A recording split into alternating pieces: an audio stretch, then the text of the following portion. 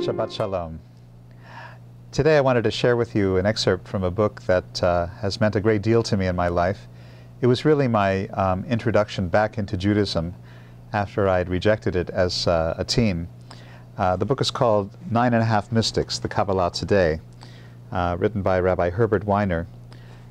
Such a wonderful introduction not only to Kabbalah, but also Judaism in general, because it consists of a number of interviews that he has with some of the great masters of Jewish teaching in the 20th century. And many moving passages in this book, one of which I wanted to share with you now. A man, Rabbi Abraham Chen, is writing about his father and his experience growing up as a child with him. And it gives you, I think, some understanding of the attraction of Jewish mysticism, in the sense of a teaching that reaches one not on the level of the intellect alone, but actually on the level of the physiology, in ways that are deeply moving, deeply memorable, actually encoded in the physiology of a person who has these experiences, and in that way they are ultimately powerful and transforming. So let me read you a little excerpt from a book about his father that he wrote. It's called To My Father. And this is what he says. A Sabbath early in my life. It is a moment between the suns, twilight, the third meal of Shabbat. The room is filled to overbrimming. Throughout the great hall, a great ocean of heads stand and sway at moments like the waves of the quiet sea, or like the tops of trees at the moment of a light breeze. Complete silence. And then a voice, sweet and true, pleasant and sad like a violin, breaks through the darkness and stillness. Rabbi Chen recalls the words of his father. And there is the joy of the rose, that is, the joy of the end result. Then there is the leaf of the rose, the bearer of the beauty and the odor of the beauty. And then there is the stamen upon which the leaf rests, and the stalk upon which the stamen rests. And there is the root, and there is the ground, and there is the seed. And then there is the inner part of the seed, and then there is the ground of the first seedling. And then there is that which is before all these, the water which waters the ground.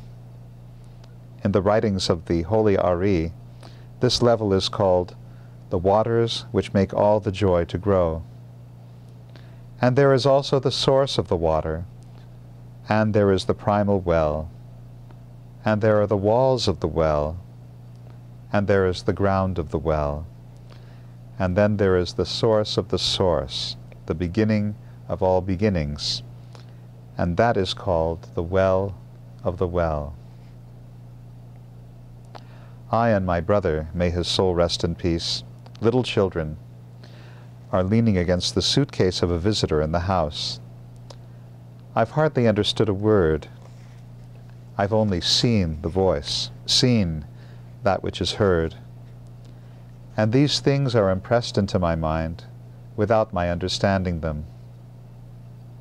This impression of the moment between suns I cannot express. A sweetness close to fainting.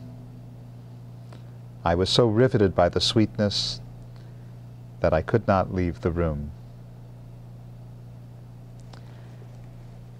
And that is the impression that some of the deep teachings of Judaism can make upon someone when their heart and mind is open to receive. Notice that the small child didn't really understand what it was that his father was saying, nor was it necessary for him to understand intellectually. On some other level, on the level of the heart, the spirit, the body, there was comprehension, there was understanding, and I believe there was a kind of transformation that took place as well. So much of Judaism, I think, is really meant to be transmitted on this level.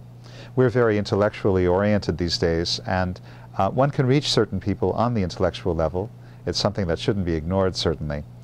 But the intellect is only one way of knowing. And I like to think to myself, anyway, that ideally the intellect acts as an articulator and not so much as a mode of knowing. It's an articulator for what is known in other ways, in deeper ways. And maybe the intellect is good for informational purposes. Information is part of knowing. But the truly important stuff, I think, always goes on a deeper level than that, a level beneath the eyebrows, and which penetrates the heart and the spirit.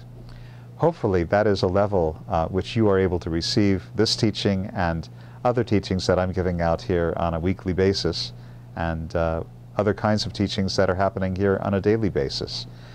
You're welcome to come to our synagogue any day of the week, and inevitably there will be some beautiful kind of teaching going on.